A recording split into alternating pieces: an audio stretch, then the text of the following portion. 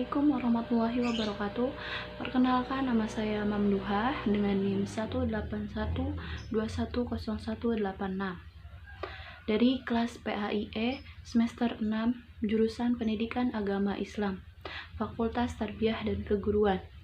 Tujuan dari video ini untuk memenuhi tugas mata kuliah telaah kurikulum, yang dimana saya akan menjelaskan tentang pemetaan kompetensi, mapping atau scanning pada mata pelajaran Pendidikan Agama Islam kelas 10 semester 2 di sekolah menengah umum ataupun SMU. Nah, materi yang akan saya bahas pada video ini yang pertama yaitu mengorganisasikan peta kompetensi untuk satu semester, yang dimana isinya tentang kompetensi inti. Kompetensi inti yang pertama yaitu menghayati dan mengamalkan ajaran agama yang dianutnya, dan yang kedua yaitu menghayati dan mengamalkan perilaku jujur, sopan, santun, peduli, gotong royong, dan saling toleransi, bertanggung jawab, responsif, dan proaktif dalam berinteraksi secara efektif sesuai dengan perkembangan anak di lingkungan masyarakat, lingkungan sekolah, lingkungan keluarga, lingkungan alam sekitar, bangsa, negara, kawasan, regional, dan internasional. Kompetensi inti yang ketiga yaitu memahami, menerapkan, dan menganalisis pengetahuan faktual, konseptual, prosedural, dan metakognitif berdasarkan rasa ingin tahunya tentang ilmu, pengetahuan, teknologi, seni, budaya, dan peradaban terkait penyebab fenomena dan yang terjadi, serta menerapkan pengetahuan prosedural pada bidang kajian yang spesifik sesuai dengan bakat dan minat yang bisa memecahkan masalah. Dan kompetensi yang keempat yaitu mengolah, menalar, dan menyaji dalam ranah konkret dan ranah abstrak melalui dengan pengembangan diri yang dipelajarinya di sekolah secara mandiri, bertindak secara efektif dan kreatif, serta mampu menggunakan metode sesuai kaidah keilmuannya.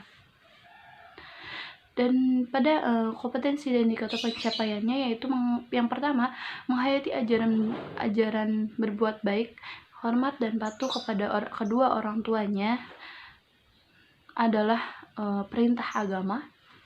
Indikator yang pencapaiannya bahwa hormat dan patuh kepada orang tua dan guru sebagai kewajiban agama. Yang kedua yaitu kompetensi dasarnya menghayati perilaku berbuat baik, hormat, dan patuh kepada orang tua dan guru dalam kehidupan sehari-hari. Indikator pencapaiannya menunjukkan perilaku hormat, menunjukkan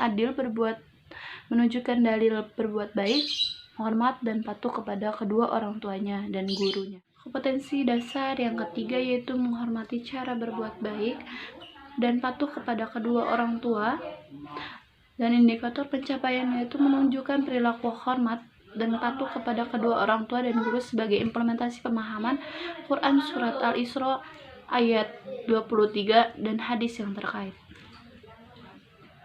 Dan kompetensi yang keempat yaitu menyajikan kaitan antar ketauhidan dalam beribadah dengan hormat dan patuh kepada kedua orang tua sesuai dengan Quran Surat Al-Isra ayat 23 dan hadis yang terkait.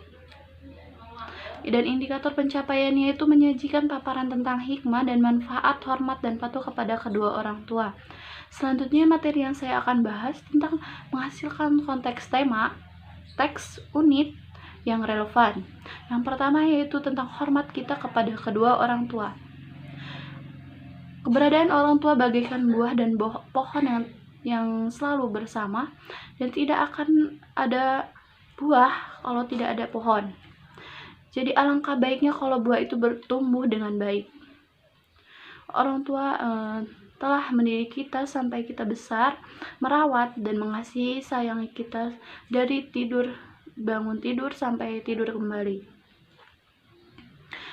Keutamaan berbakti kepada orang tua diantaranya seperti penghapus dosa besar, dipanjangkan usia, dan dilapangkan rezekinya, serta dilancarkan segala urusannya. Setelah kita menghormati kedua orang tua kita juga harus menghormati seorang guru, di mana seorang guru telah memberikan kita cara berhitung atau pengetahuan tentang akhlak, cara berperilaku dengan baik, dan tentang berhitung, berpikir, dan lain sebagainya. Guru juga mengajarkan nilai-nilai kesopanan dan akhlak yang tinggi, tidak hanya di dalam kelas tetapi juga di luar kelas.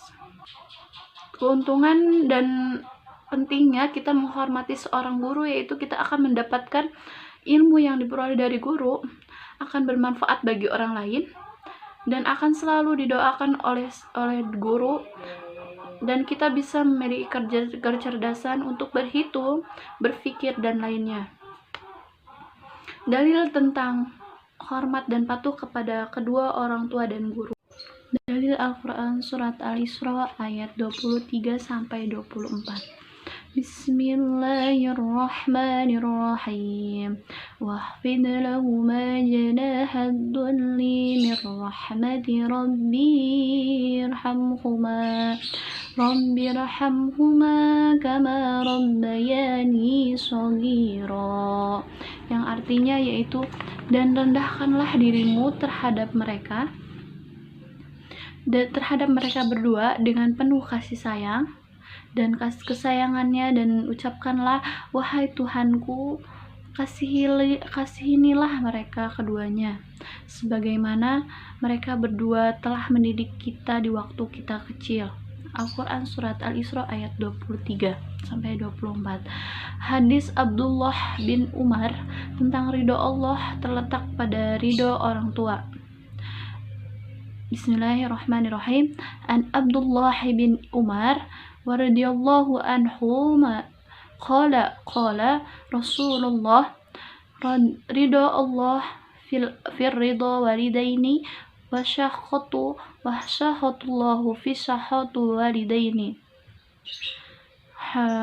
At-Tirmidzi. Hadis ini di Sahih Ibnu Hibban dan Al-Hakim, yang artinya yaitu dari Abdullah bin Amir bin Ash radhiyallahu anhum, ia berkata, Nabi Shallallahu alaihi wasallam bersabda, keridhaan Allah itu terletak pada keridhaan orang tua, dan murka Allah itu terletak pada murkanya orang tua. Selanjutnya materi tentang perilaku hormat dan patuh kepada kedua orang tua.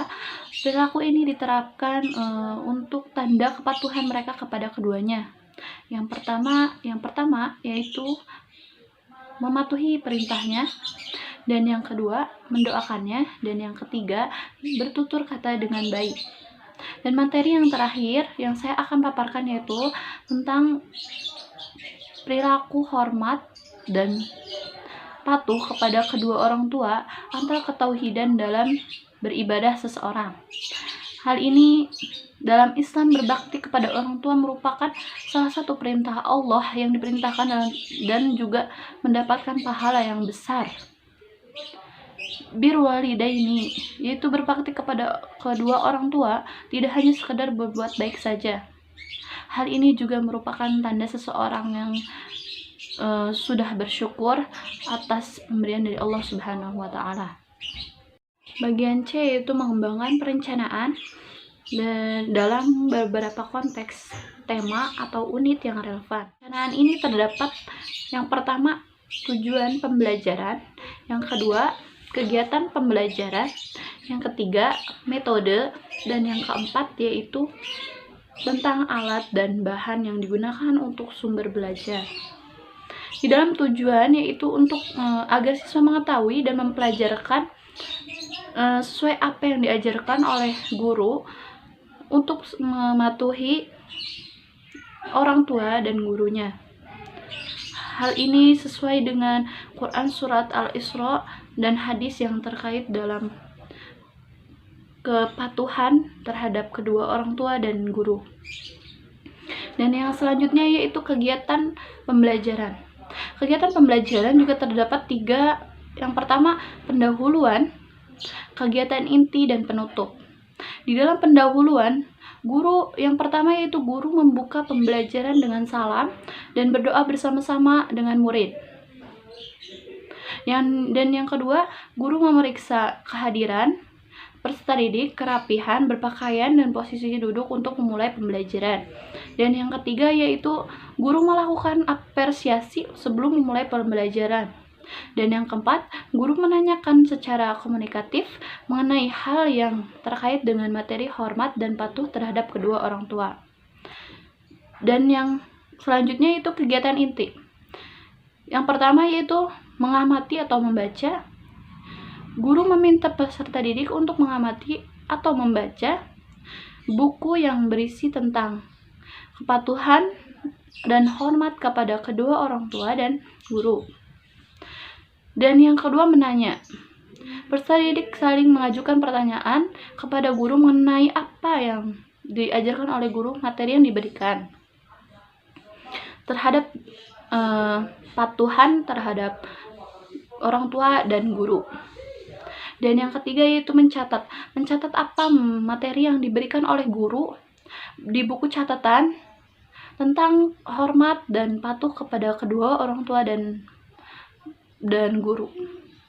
Dan yang selanjutnya yaitu penutup.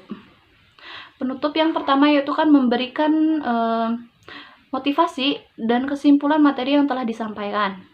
Dan yang kedua yaitu guru memberikan tugas kepada siswa. Dan yang terakhir yaitu guru membaca doa dan bersama-sama dengan murid.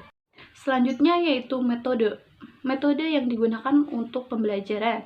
Yang pertama, metode wawancara, dan yang kedua, metode tanya jawab, dan yang ketiga, metode bermain peran.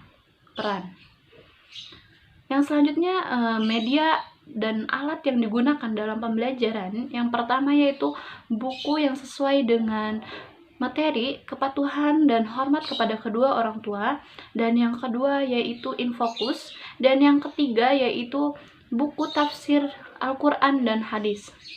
Yang bagian D, mengembangkan ide-ide pembelajaran. Dalam mengembangkan ide-ide pembelajaran ini terdapat 4 ide-ide. Yang pertama yaitu membuat pembelajaran yang kreatif. Dan yang kedua yaitu pembelajaran yang dilakukan di luar kelas. Dan yang ketiga membuat permainan atau games. Dan yang keempat yaitu guru membuat forum diskusi agar siswa meluangkan pemikirannya untuk saling bertanya. Terima kasih sebelumnya, mohon maaf. Wal afu minkum. Wassalamualaikum warahmatullahi wabarakatuh.